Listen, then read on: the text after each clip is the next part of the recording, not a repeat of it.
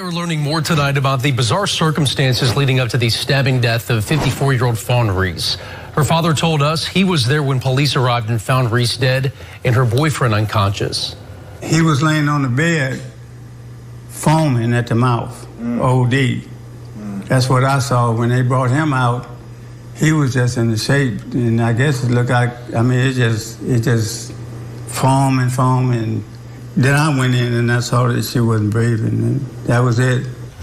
This happened on Cypress Road off of Hooper Road yesterday afternoon. Reese said the last time he heard from his daughter was Sunday, and he had asked police to check on her twice. Reese says his daughter and her boyfriend had a troubled relationship. And she told him that he had threatened her, that he was going to hurt one of us in his family if she didn't do what she told him to do. And my brother told me to tell her, you need to report that to the police, which she never did. Back in 2010, Faun Reese was asked if she was happy with her life. Her answer wasn't some fake motivational speaker mess about everything being perfect. Faun said she was content.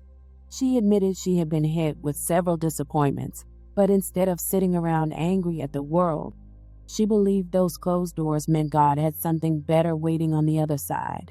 She wanted marriage. She wanted children, but she made it clear she wasn't sitting around waiting on a man to make her whole.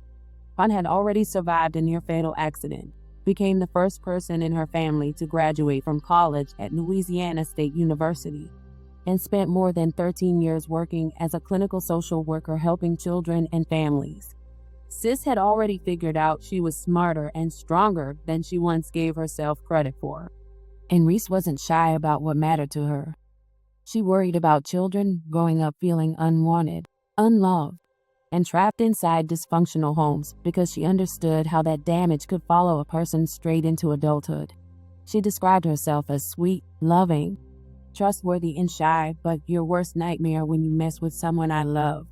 And somewhere along the way, her personal life included Gary Miles, the man who would reportedly be her boyfriend for several years. But there was one dream Faun talked about back in 2010 that hits completely different, knowing how her story would eventually end. After spending years helping other people for a living, she wanted to one day run her own social service agency, possibly helping the homeless or domestic violence survivors. Faun wanted to create a place where people caught in abusive situations could find help getting through the other side. And that's where this story gets cruel as hell, because years before anyone knew how her own story would end, Faun Reese was dreaming about helping domestic violence survivors, only to reportedly become a victim of the very violence she wanted to help other women survive. Welcome to the American Crime Femicide channel. Please like, share, subscribe, and hit the notification bell for future uploads. Recently, Faun had undergone a major transformation in her personal life, losing close to 100 pounds. That wasn't some little New Year's resolution where you lose 10 pounds, take 3 pictures, and start calling yourself a fitness influencer. Sis had dropped an entire person. It took discipline, consistency, and a decision to take control of her health. Faun had spent years working on herself, building her career and helping everybody around her. Unfortunately, when it came to matters of the heart, that same determination to see things through may have kept her holding on to something her family desperately wanted her to let go. Faun had a heart of gold. And unfortunately, people with hearts like that sometimes believe they can love somebody through problems that love was never designed to fix. They see the good buried underneath the mess. They see potential where everybody else sees a flashing red warning sign. And somewhere along the way, Faun crossed paths with 66-year-old Gary Miles. According to Gary's social media profile, he was originally from Decatur, Georgia, and had bounced around to several states before eventually settling in Baton Rouge, Louisiana. Gary would later admit publicly that drugs had been part of his life since he was young, and that addiction had followed him through relationships, marriages, family problems, legal trouble, and moves across the country. Somehow, during all of that chaos, he met Faun. According to his Facebook page, the two had officially been in a relationship since March 2021. And from the outside looking in, everything didn't necessarily scream trouble. Gary worked at Home Depot. Faun worked for the state of Louisiana. Their pictures showed smiles, affection, and a couple who appeared to genuinely enjoy being around each other.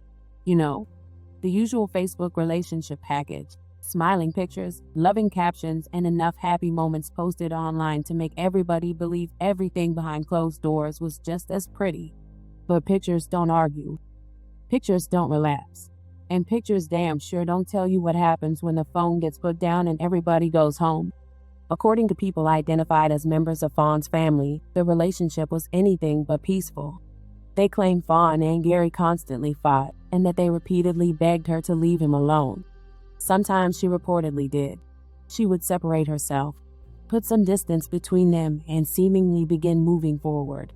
But somehow, they would eventually find their way back to each other.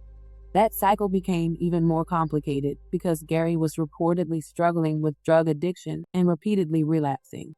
Faun had spent her professional life helping people through difficult situations, so maybe she looked at Gary and saw somebody else who needed help.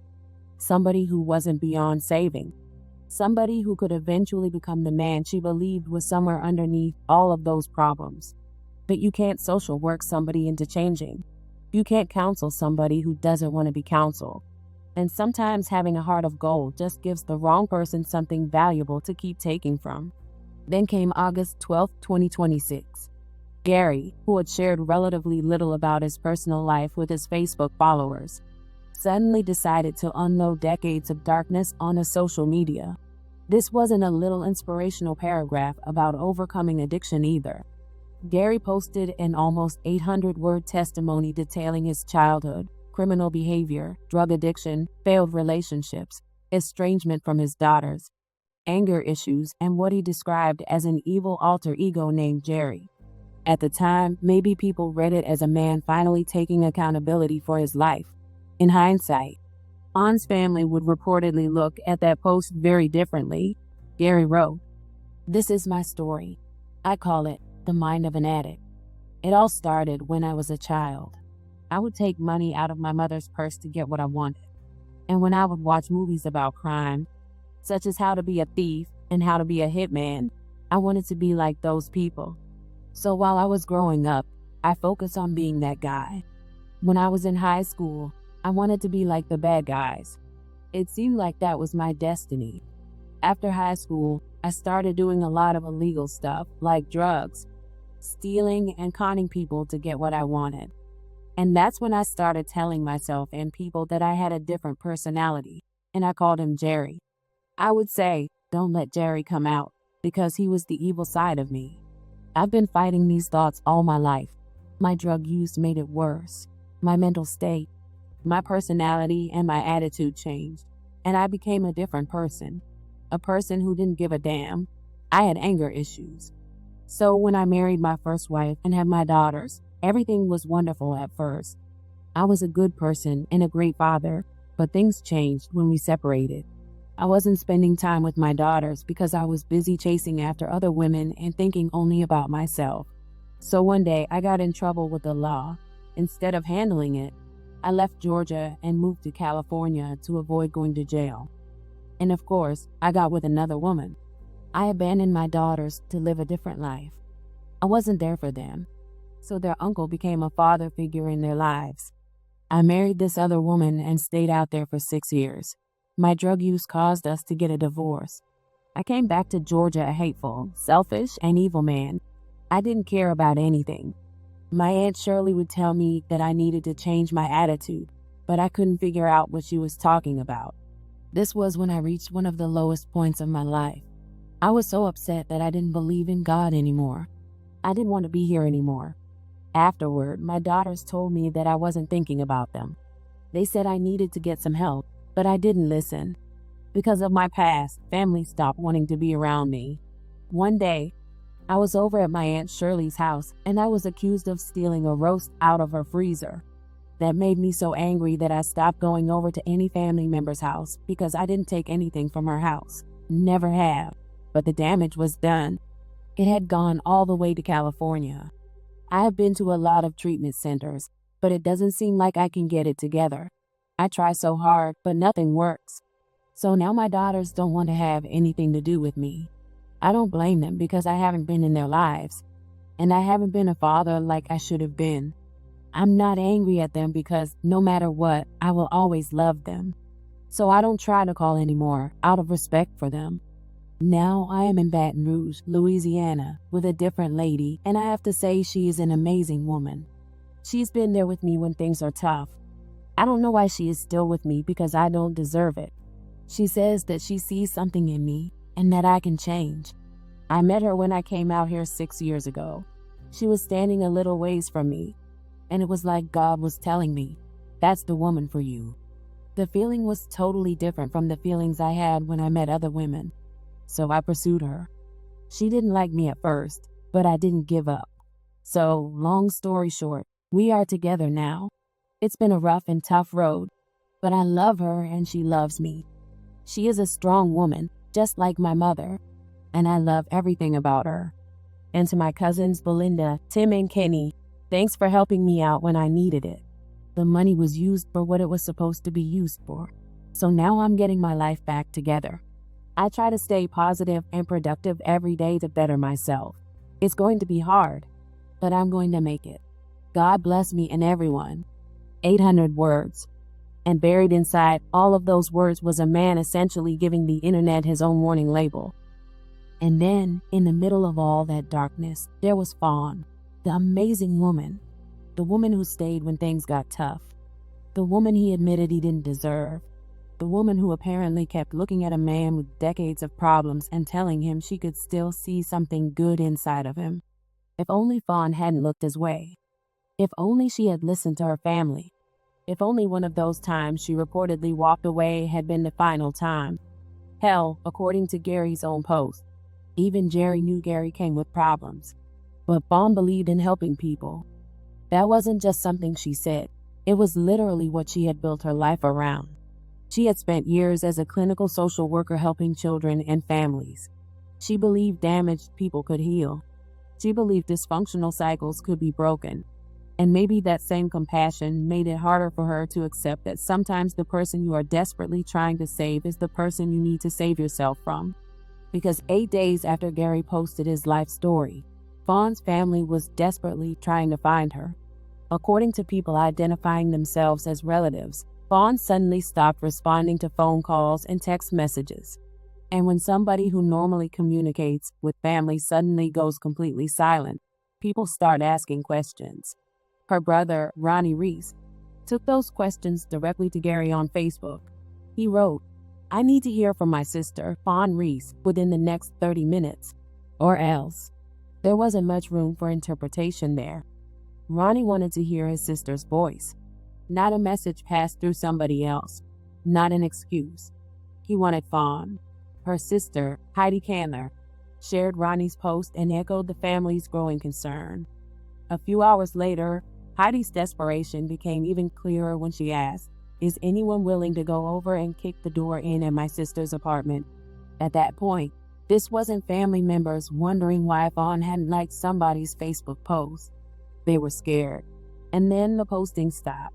For several hours, there were no more public pleas, no more questions, no more requests for somebody to check the apartment.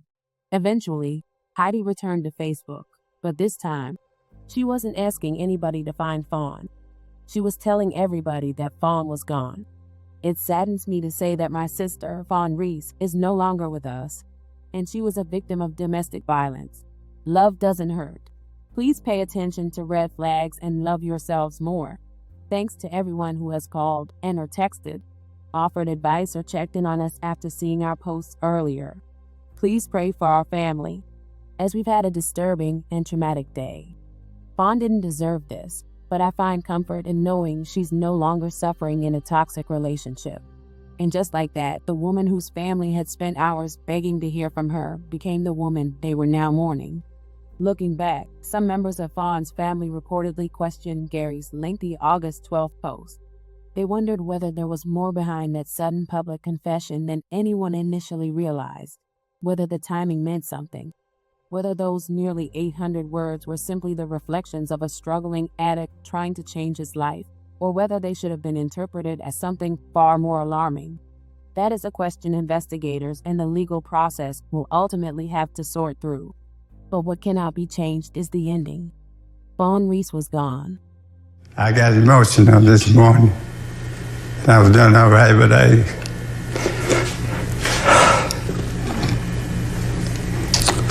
it's just hard. For the family of 54-year-old Faun Reese, the pain is still fresh. Baton Rouge police say homicide detectives found Reese dead inside her Cypress Avenue home with possible stab injuries on Tuesday. There was a second person inside the home who police say is a suspect in the case. So far, no arrests have been announced, but the family said the couple had a history. And my brother told me to tell her, you need to report that to the police, which she never did. Reese's father says family members suspected abuse, saying her boyfriend was controlling. There's something especially cruel about the way Faun's story came full circle. Faun had already survived something that nearly took her life once. She fought her way back. She crossed that graduation stage. She built a career. She had dreams. She wanted marriage and children someday. But she also understood that a relationship wasn't supposed to be the thing that completed her. Years earlier, Faun had literally said she was already whole without it. And maybe that's one of the saddest lessons sitting underneath this entire story. Being educated doesn't make someone immune to a toxic relationship. She will be remembered for far more than the circumstances surrounding her death. She'll be remembered for that laugh, for her counseling, for the family she helped, for the nieces and nephews she adored, for being the friend people described as sweet and genuine, and for believing so strongly in people's ability to become better versions of themselves. Gary, meanwhile, will now be remembered for very different reasons as his case makes its way through the legal system. The courts will determine his legal responsibility and whatever punishment follows.